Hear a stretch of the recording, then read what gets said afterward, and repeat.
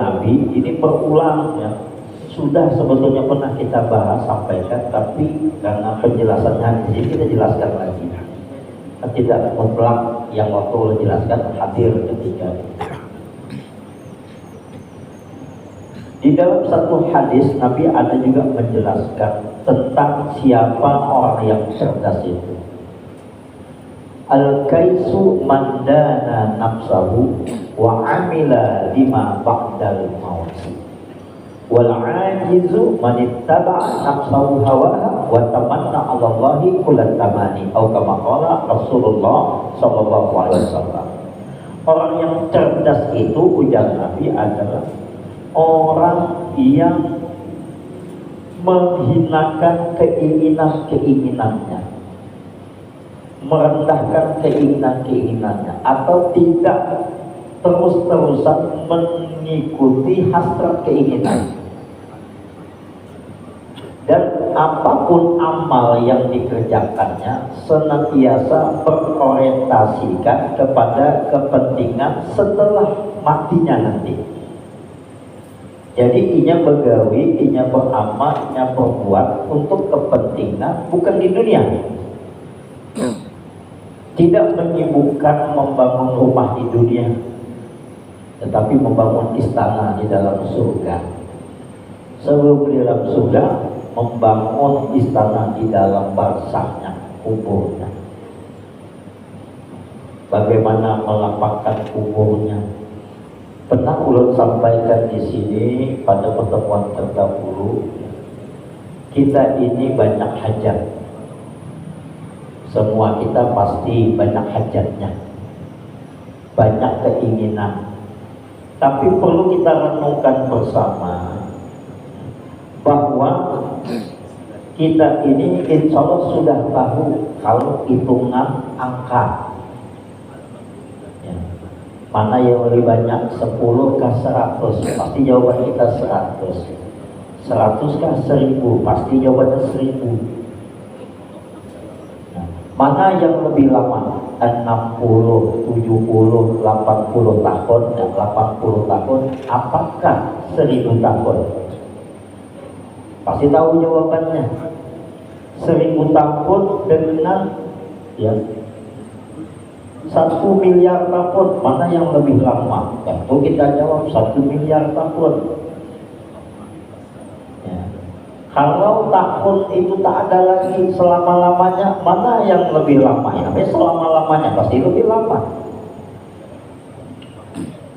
Kebutuhan kita, hajat kita di dunia, hajat kita ya untuk kebutuhan kita di dunia kan hanya untuk sekitar hidup di dunia ini sampai 90-100 tahun.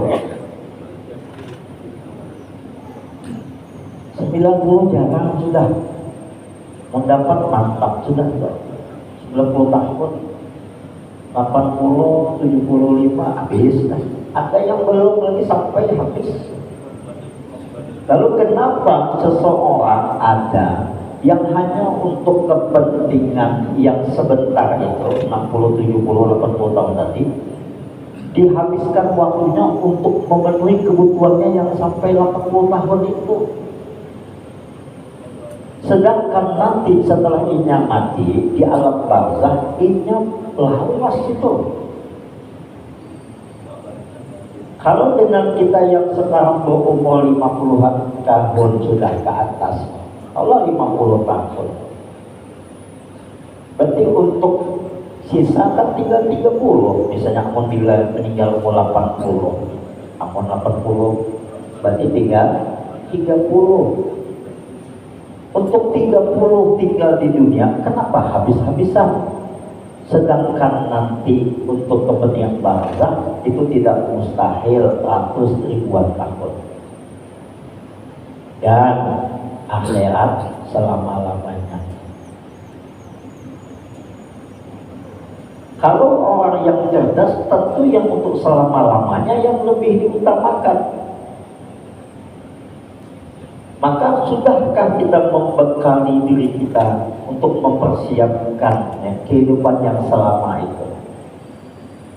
Kita cari modal usaha untuk biaya membuat perkebunan misalnya, menanam kelapa sawit kan. Jadi kita ini modal, Anda cara menukar tanah berapa hektar supaya bisa menanam sawit. Kalau kita mendapatkan misalnya perlu modal taruhlah 500 juta, berapa waktu lamanya kita mendapatkan itu? Yang nanti hasilnya kita mendapatkannya ukurannya berapa tahun kita bisa menikmatinya.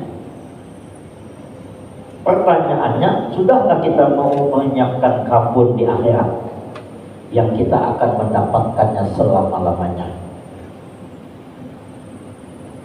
Maka untuk bisa isi kebun di akhirat,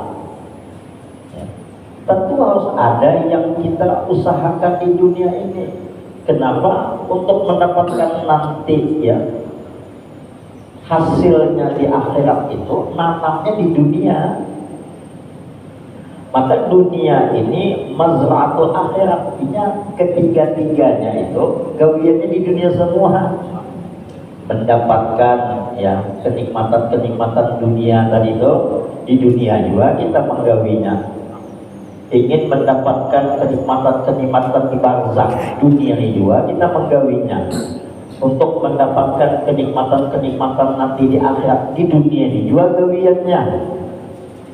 Nah, tinggal dengan kita tanyakan pada masing-masing persentase yang sudah kita lakukan untuk akhirat, untuk barzakh, untuk dunia, mana yang lebih banyak? Kalau ini lebih banyak untuk dunia, kira-kira muncullah. Sedangkan dunia kan cuma sebentar, masih lama barzakh. Dan untuk barzakh masih lawas lagi akhirat. Walal akhiratul hayawan, kehidupan akhirat itu kehidupan yang sebenarnya, yang hakiki. Dunia tidak. Barzakh hanya lintasan, melintas. Dan kita di barzakh ada kalau amal. Amal di mana di dunia ini, maka itu orang yang cerdas ini akan menyibukkan untuk kebutuhan yang di dunia. Yang inya kerjakan apa yang sebatas kebutuhannya aja. Bahasa banyak kada beriman. Yang akibatnya berhimmat tadi habis-habisan tadi, lalu anehnya meninggalkan wirid-wiridnya, amalan-amalannya yang notabene amalan-amalan yang dilakukannya selama dunia inilah yang akan ya menentukan fasilitas banyak sedikit besar kecilnya yang akan diperolehnya dari di akhirat. Itulah yang dimaksudkan oleh Nabi, orang ini cerdas atau tidak. Kalau dia cerdas, kadang mau dihabiskannya waktu di dunia itu untuk kepentingan dunia. Kada sawat datang ke majlis, kada sawat baca Quran, kada sawat sholat sunat. Kalau nampak itu kan usah dibahas, itu sudah kewajiban. Ya, untuk mendapatkan fasilitas-fasilitas di akhirat itu. Sudahlah ketika diuji dengan ujian-ujian kada sabar.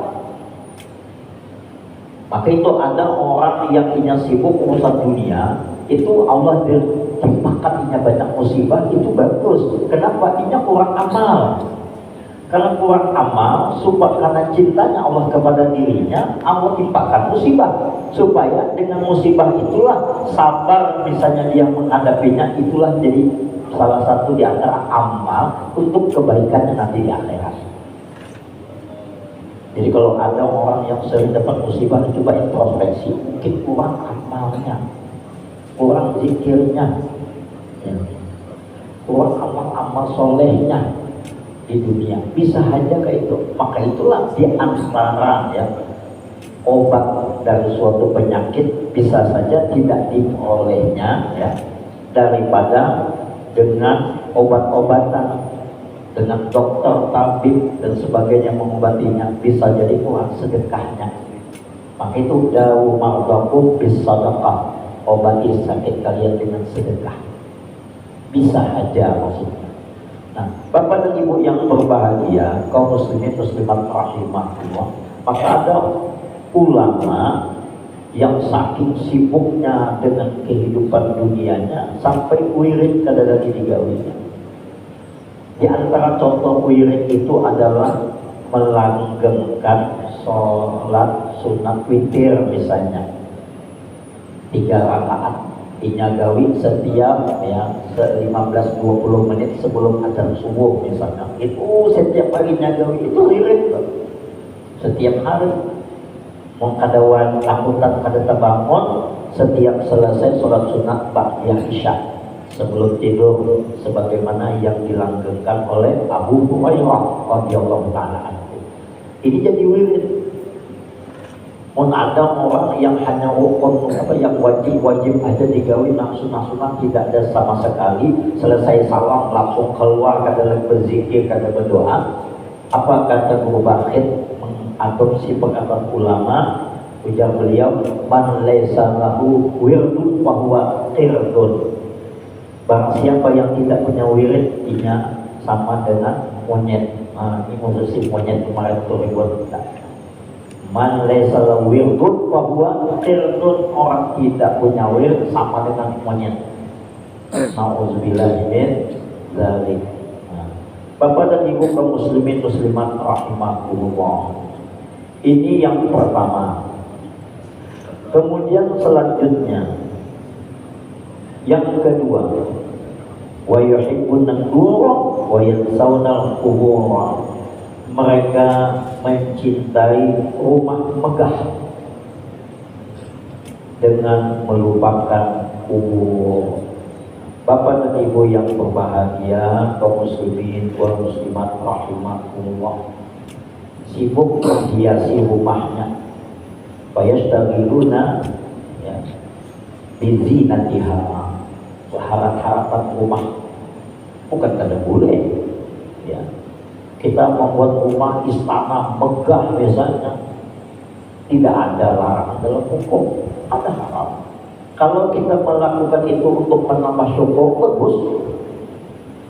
Bangun semegah-megahnya rumah nanti gua rasa syukur, bagus.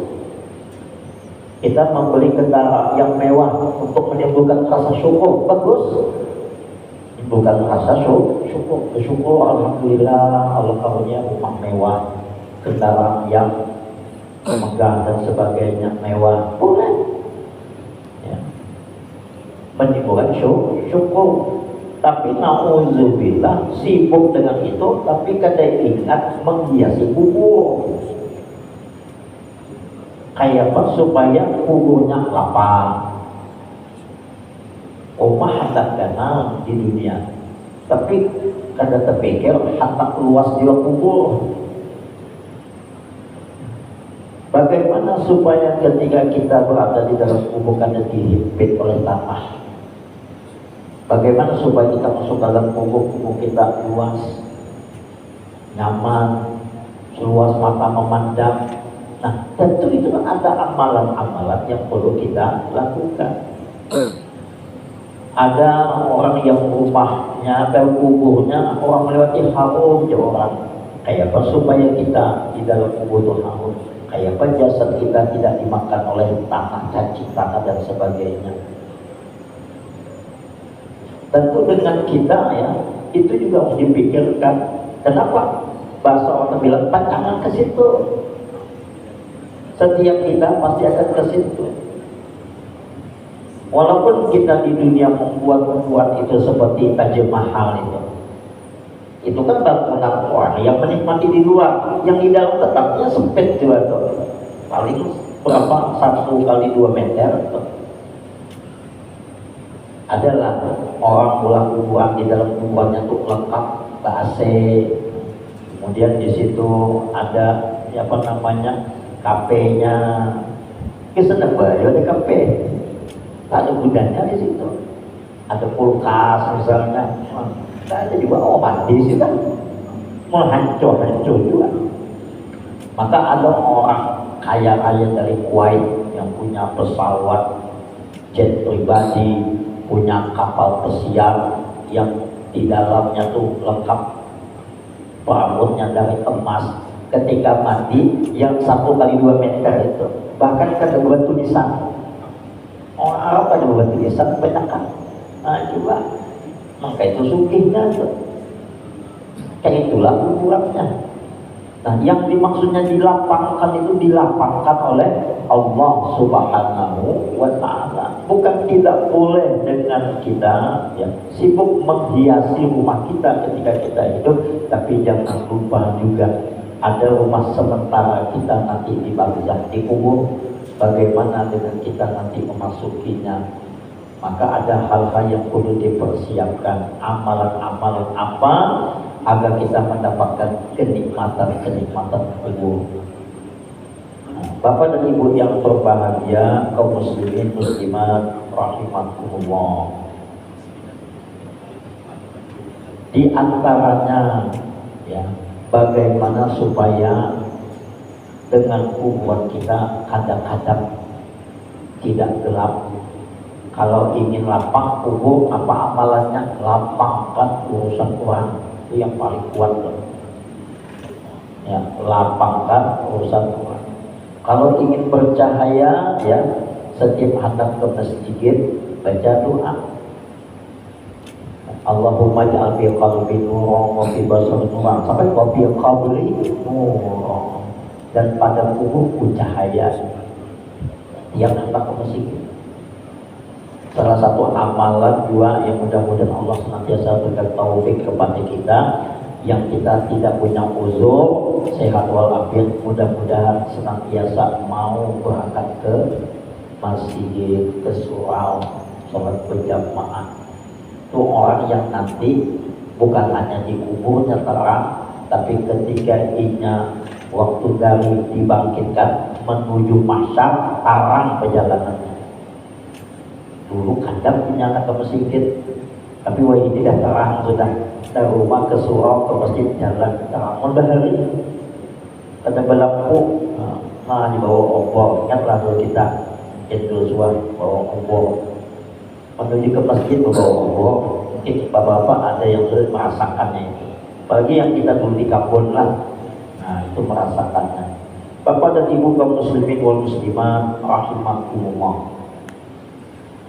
Kemudian diantaranya lagi ya, orang yang dikaruniai kuburnya terang itu adalah hafizul Quran, ya, penghafal Al-Quran. Amun kadang Allah menghafal, minimal berniat menghafal, walaupun nanti sampai meninggal kada hafal 30 juz. Diniat dan diusahakan, karena niat itu qasdu syai' muqarana bi fi'lih, ada bukti nyatanya. Nah, walaupun sehari menghafal seayat, tapi berniat untuk menghafal 30 juz, meninggal sekalinya sejuz gitu kada khatam, maka dengan niatnya itu ingat dihitung sebagai orang penghafal Al-Quran sesuai dengan sabda Nabi dalam sebuah hadis, niatul mu'min khairum min amali. Niatnya orang yang beriman lebih baik daripada amalnya. Bukalah hadis ini, lihat syarahnya. Ya. Sama dengan kita yang berniat untuk berangkat haji, niatkan berangkat haji. Ya, caranya apa? Namun ada manasik umpan, mulai menabung walaupun seminggu 5.000, seminggu bukan sehari 1.000, seminggu 5.000 setiap hari Jumat tabung. Dasar apa aja, mudah-mudahan kalau haji ya berangkat haji, meninggal tak sampai berangkat dihitungnya sebagai orang yang berangkat haji, umpan manasik, karena niat itu qasdu syai' muqarana bi fi'lih, harus ada real perbuatannya. Kemudian Bapak Ibu yang berbahagia, wa yuhibbunal mala wa yastaghiluna bi jam'ihi wa yansawna al-hisab.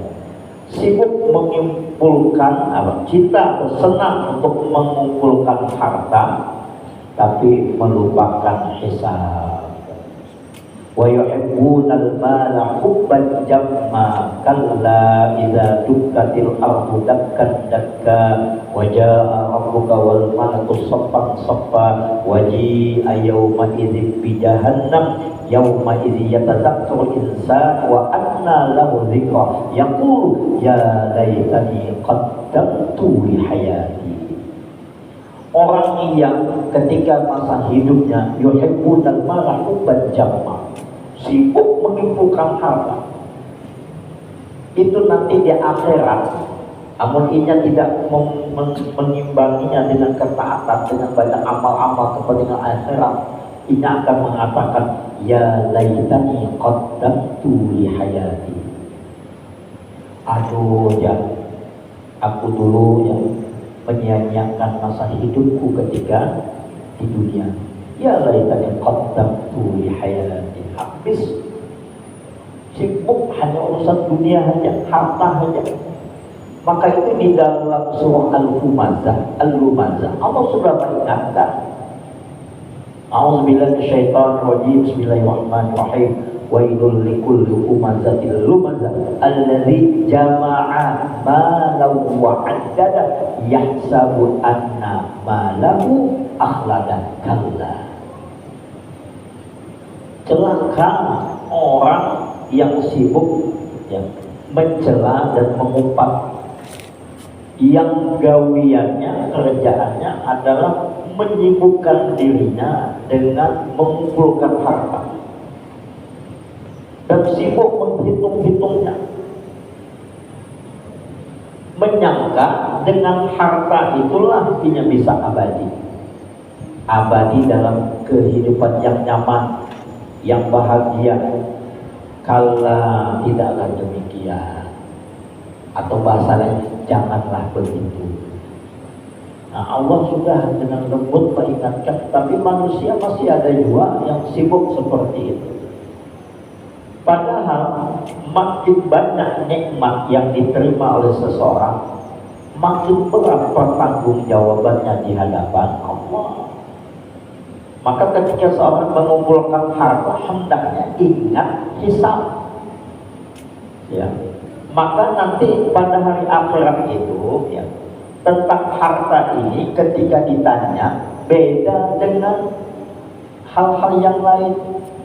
Sebagaimana dalam satu hadis Nabi menjelaskan, la tazulu yaumal qiyamah, ya la tazulu qadam Adam yaumal qiyamah hatta yus'ala an arba'in. Tidak akan melangkah kaki anak manusia pada hari kiamat kecuali dia akan ditanya dengan 4 pertanyaan.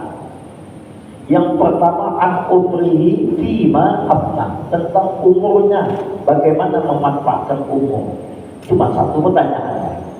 Yang kedua, an ilmihi kaifa amila bih, tentang ilmunya, bagaimana dia mengamalkannya. 1 cuma pertanyaan tentang ilmu.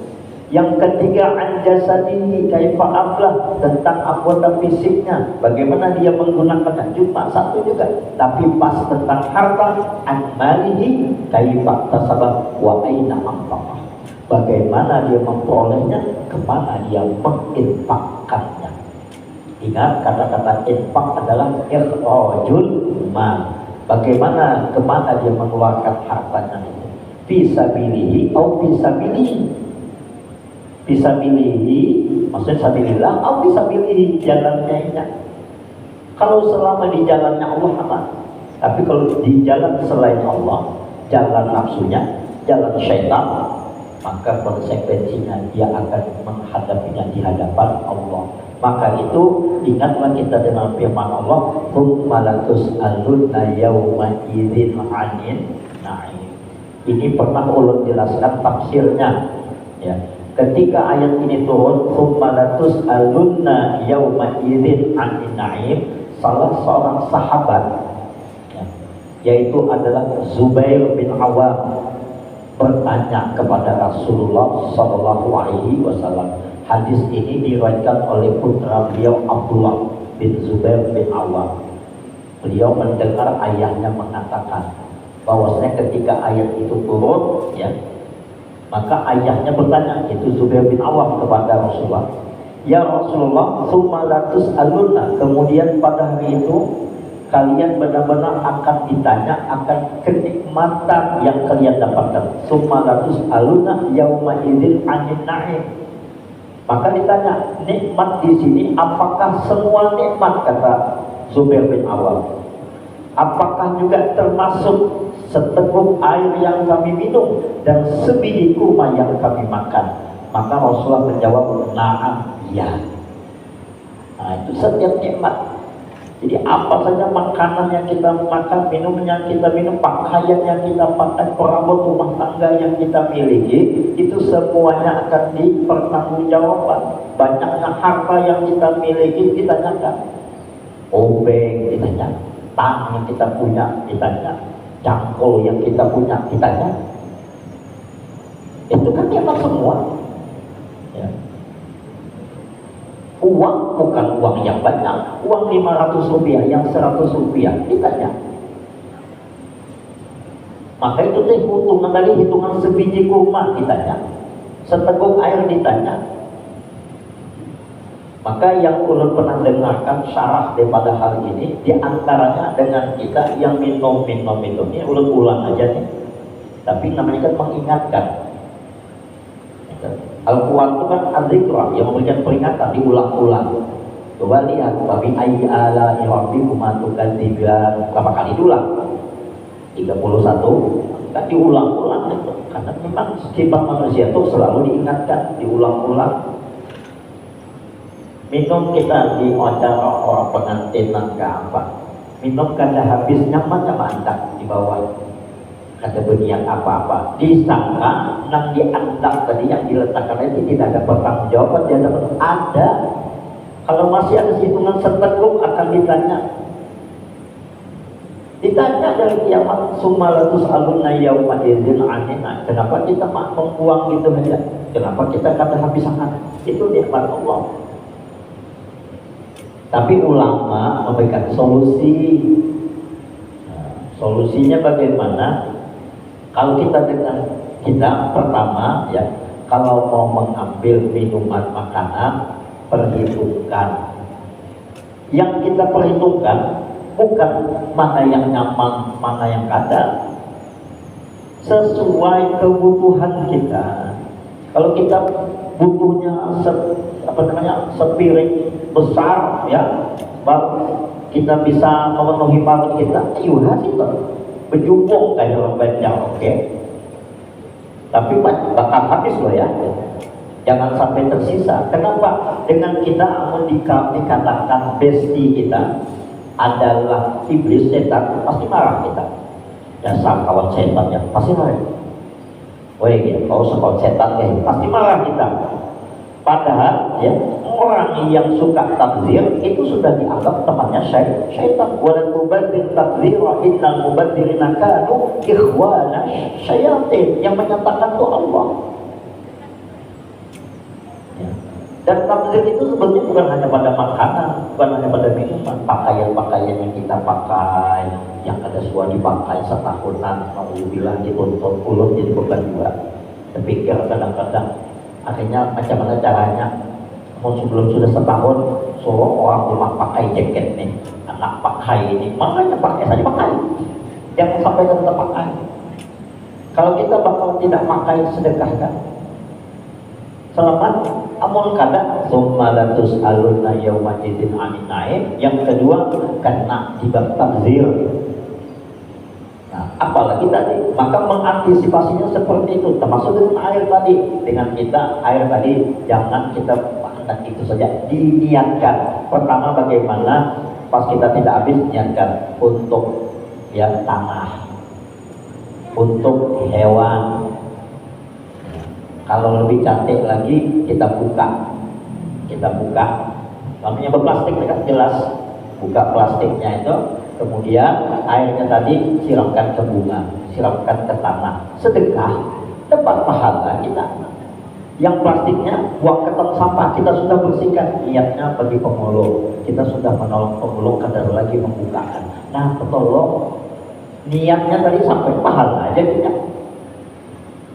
Kecil mungkin dengan kita hanya membuka dari itu, tapi sudah bernilai pahala. Kenapa? Kita niatnya untuk memudahkan pemulung.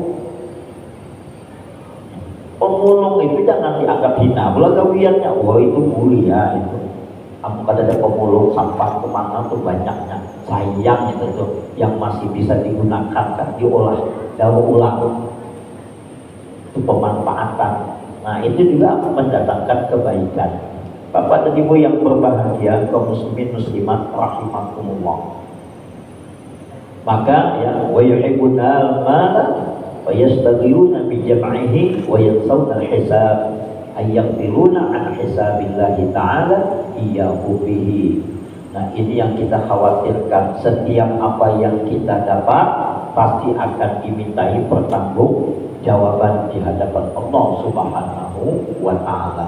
Maka jangan terlalu senang ya memiliki banyak harta, pikirkan bagaimana mempertanggungjawabkannya di hadapan Allah Subhanahu wa ta'ala. Makin sedikit makin ringan hisabnya, makin banyak makin berat hisabnya. Mudah aja kita untuk memberikan sebuah ilustrasi. Kalau kita mau misalnya pergi ke Jakarta dari Tembilahan, dari Pekanbaru, ya kan? Dari Pekanbaru naik pesawat. Ya. Kalau orang yang kata bahwa cuma ransel saja, ya, tidak ada yang ke bagasi, mana yang lebih nyaman, yang cepat dia keluar dari airport urusannya. Nah, apalagi yang kada berangsel, kada bawa apa-apa, wah ringannya, antel ngajak keluar dengan. Dan tidak ada yang dikhawatirkan. Kenapa? Tidak ada yang perlu dipertanggungjawabkan. Pemeriksaan nyawanya aja dari atas lewat S-Drive, ada barang nyaman masuk, belum di pesawat turun, ya orang sibuk menghadangi barang, belum lagi muncul, kadang sejam setengah hanya dapat kopernya. Sekalinya ada yang tidak dapat kopernya, sibuk menghadangi, urusan lagi, klaim lagi, panjang. Nanti keluar lagi, perlu lagi ya alat ya untuk membawanya, kan perlu lagi tuh troli, cari lagi troli, angkut lagi, maka barang berjalan lagi, cari taksi lagi, kamu lo angkat bawa bahal nih bayaran dan sebagainya, pakai poker lagi, coba yang kan bawaan lapang. Nah itulah orang yang kiasnya, yang kada banyak berbawaan dengan orang yang banyak berbawaan. Nah itu yang perlu kita bisa pakai, itu hasibu anfusakum qabla an tuhasabu. Hisablah diri kalian sebelum kalian dihisab, sebagaimana yang dikatakan sahabat Umar bin Khattab radhiyallahu anhu. Bapak dan Ibu yang berbahagia, yang keempat dan yang kelima insyaallah biaulihi wa quwwati kita lanjutkan pada pertemuan yang akan datang. Mari kita akhiri dengan membaca kafaratul majlis. Bismillahirrahmanirrahim. Subhanallahumma wa bihamdika asyhadu an la ilaha illa anta astaghfiruka wa atubu ilaik. Walhamdulillahi rabbil alamin. Astaghfirukum. Wassalamualaikum warahmatullahi wabarakatuh.